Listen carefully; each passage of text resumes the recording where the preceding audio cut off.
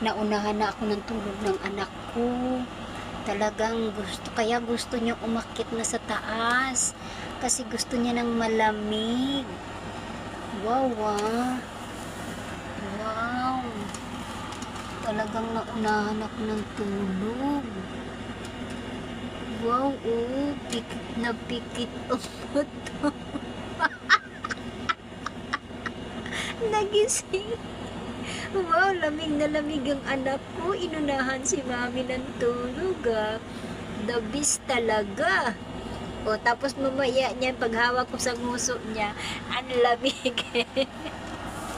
Ay, nakakatawa ka na ka. Sige, matulog ka na. Sa sobrang init din kanina siguro, kawawa naman. Nalamigan na siguro siya. Inangnak, tulog ka lang para maano. Sa talagang nilakasan ko yung aircon. Nilagay ko talaga siya sa 23 higher. Ayoko na ilababa sa 16 kasi mamaya nanginginig na yung nguso niya eh. Naranasan ko sa kanya eh. Okay guys, thank you. Salamat.